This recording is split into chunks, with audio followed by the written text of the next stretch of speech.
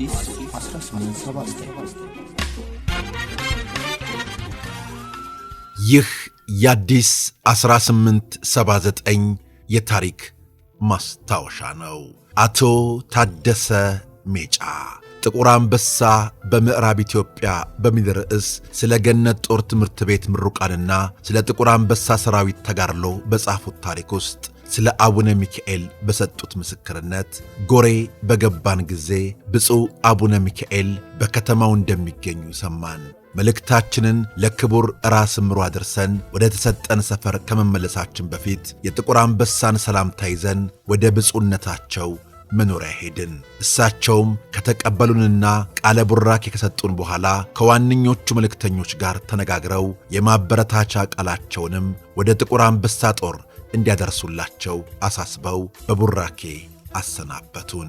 እኛ ወደ ጥቁር አንበሳ ጦር ከተመለስን በኋላ ራስ ምሩም ጎሬን ለቀው ወደ እኛ በመጡ ጊዜ ብፁዕነታቸው በዚያው ያሉትን ምዕመናን ለነጣቂ ተኩላ ጥዬ አልሄድም በማለት መንፈሳዊ ተግባራቸውን በቆራጥነት ያከናውኑ ነበር በማለት አድንቀዋቸዋል።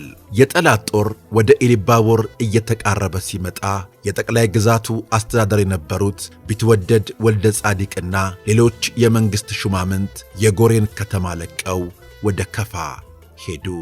ብፁዕ አቡነ ሚካኤል ግን በዚያ ያሉትን ምዕመናን ትቼ የትም አልሄድም በማለት በሕዝቡ ላይ የሚደርሰውን ሥቃይና መከራ አብረው ለመካፈል በቁርጠኝነት ቆዩ። በኮሎኔል ማልታ የሚመራው የፋሽስት ኢጣሊያን ጦር በህዳር ወር በ929 ዓ.ም የጎሬን ከተማ ተቆጣጠረ። አቡነ ሚካኤል ደግሞ በጎሬ ከተማ አጠገብ ሳንቤ ቀበሌ ሕዝቡ ጠላትን እንዲከላከል በመቀስቀስ ላይ ነበሩ። ይህንን የሰማው የጠላት ጦር በአፋጣኝ ወታደር ልኮ አስከበባቸው። ከብፁዕነታቸው ጋር የነበሩት አርበኞች ከኢጣሊያን ጦር ጋር ተኩስ ተለዋወጡ። ከአቅማቸው በላይ በመሆኑ ሲያፈገፍጉ አቡነ ሚካኤልም በቅሏቸው ላይ ተቀምጠው መንገዱን እንደጀመሩ ተያዙ። ኢጣሊያዊው የጦር መኮንን ብፁዕነታቸውን ከበቅሏቸው አስወርዶ በእግራቸው እንዲሄዱ ማድረግ እርሱ በቅሎው ላይ ተቀመጠ። አድራጎቱን የተመለከቱት ከጠላት ጋር የነበሩት ባንዳዎች በፈረንጁ ላይ ተቆጡ።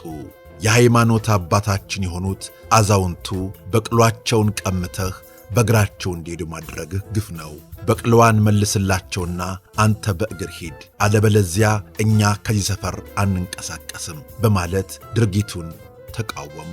ኢጣሊያዊው መኮንን በሁኔታው ደነገጠ። ከበቅሎው ላይ ወረደና ለጳጳሱ መለሰ። አቡነ ሚካኤል በበቅሎ ተቀምጠው ጎሬ እንደደረሱ ለጠላት ሰፈር በተዘጋጀ እስር ቤት በጥብቅ እንዲታሰሩ ተደረገ። አቡነ ሚካኤል መንፈሳዊ አባትና ሽማግሌ ስለሆኑ ይፈቱልን በማለት ሕዝቡ ልመና ቢያቀርብም የጠላት ጦር አዛዥ ልመናውን ሳይቀበለው ቀረ። ኮሎኔል ማልታ እስረኛውን ጳጳስ ከእስር ቤት አስመጥቶ ሕዝቡ በተሰበሰበበት አደባባይ አቀረባቸው። ለኃያሉ የኢጣሊያ መንግሥት ለመገዛት ቃል ይግቡና ሕዝቡም እንዲገዛልን ይስበኩልን፣ ይህን ካደረጉ እንለቅዎታለን በማለት በልዩ ልዩ መደለያ ጭምር አባበሏቸው። ብፁዕ አቡነ ሚካኤል ከአገራቸው ከኢትዮጵያ ጠላት ጋር እንደማይተባበሩ በጽናት ገለጹ። እኔ የማምነው በአንድ እግዚአብሔር ነው። የምቀበለው የነጻነታችን ምልክት የሆነውን የኢትዮጵያን ሰንደቅ ዓላማ ብቻ ነው። ኢጣሊያ የሚባል ገዢ አላውቅም። ለፋሽስት ኢጣሊያ የተገዛ እንደ አርዮስ የተረገመ ይሁን።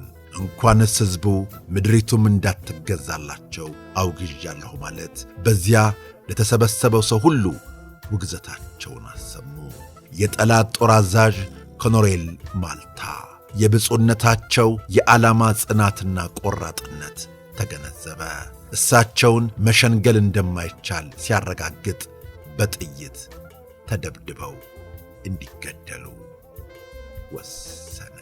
አቡነ ሚካኤል ከተገደሉ በኋላ የአካባቢው የጠላት ጦር ዋና አዛዥ የነበረው ኮሎኔል ማልታ በጎሬ ከተማና አካባቢ የሚገኙ አብያተ ክርስቲያናት የሚያገለግሉትን ካህናት በሙሉ ሰብስቦ ገለጻ አደረገላቸው። አቡነ ሚካኤል የተገደሉት ለኃያሉ የኢጣሊያ መንግሥት አልገዛም በማለታቸው ነው። ሕዝቡም እንዳይገዛ በማወገዝ በእምቢተኝነታቸው ጸንተው በፈጸሙት የአመፅ ሥራ ነው አለና ስለዚህ አቡኑ መገደላቸው ተገቢ ነው ወይስ ተገቢ አይደለም ሲል ካህናቱን በአፋጣኝ አስተያየታቸው እንዲሰጡ በማዘዝ አፈጠጠባቸው። ካህናቱ ለዚህ አስቸጋሪ ጥያቄ ወዲያውኑ መልስ ለመስጠት ተቸገሩ። ይህም የሆነበት ምክንያት አቡኑ መገደላቸው ተገቢ አይደለም ካሉ እነርሱም የሚጠብቃቸው ዕድል ሞት ነው። የአቡኑ መገደል ተገቢ ነው እንዳይሉ ደግሞ ለሀገርና ለነጻነት መቆርቆርና መታገል ወንጀል አለመሆኑን እንደውም የተቀደሰ ተግባር እንደሆነ ያውቃሉና ካህናቱ በቀረበላቸው ጥያቄ ላይ ተወያዩ። ከመካከላቸውም አነጋገር ይችላሉ ብለው ያመኑባቸውን አለቃ ቢረሳው የተባሉትን አባት መረጡ። ካህናቱን ወክለው መልስ እንዲሰጡ አደረጉ። አለቃ ቢረሳውም ለኮሎኔል ማልታ እናንተም ደግ ገደላችሁ፣ እርሳቸውም ደግ ሞቱ በማለት መልስ ሰጡ። ብፁዕ አቡነ ሚካኤል በካህናቱም ሆነ በሕዝቡ ዘንድ የተወደዱ ደግ ሰው መሆናቸው መገደላቸው ተገቢ አለመሆኑን አለቃ ቢረሳው ቢናገሩም ምስጢሩ ያልገባው ኮሎኔል ማልታ የእነርሱን ሐሳብ የደገፉለት መስሎት ተደሰተ።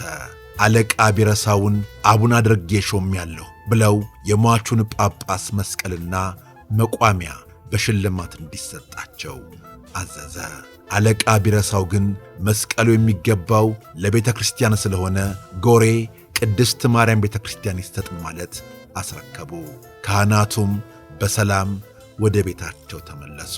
የብፁዕ አቡነ ሚካኤል አጽም ከነበረበት አልባሌ ስፍራ ተለቅሞ በሳጥን ተደርጎ በጎሬ ደብረ ገነት ቅድስት ማርያም ቤተ ክርስቲያን በክብር የተቀመጠው ጠላት ከአገር ተባሮ ነጻነት ከተመለሰ በኋላ በ935 ዓመተ ምህረት ነው። የኢሉባቦር ጠቅላይ ገዥ የነበሩት ደጃዝማች ጣሰው ዋለው ብፁዕ አቡነ ሚካኤል በተረሸኑበት ቦታ ላይ ለመታሰቢያ እንዲሆን ድንጋይ ከማስካባቸው በስተቀር ሐውልት አልቆመላቸውም ነበር። በ1934 ዓመተ ምህረት ጎሬ ከተማ ውስጥ የተቋቋመው የአቡነ ሚካኤል ትምህርት ቤት ብቻ በስማቸው ማስታወሻነት ይገኛል። ከ1952 ዓመተ ምህረት እስከ 1967 ዓመተ ምህረት ድረስ የኢሉባቦር ሀገረ ስብከት ሊቀ ጳጳስ የነበሩት ብፁዕ አቡነ ቄርሎስ የአቡነ ሚካኤል ፎቶግራፍ ከግብፅ አሌክሳንድሪያ አስመጥተው በጎሬ ከተማ ቅድስት ማርያም ቤተ ክርስቲያን ፊት ለፊት በሚገኘው አደባባይ ላይ በመስታወት ውስጥ አስቀምጠውት ነበር።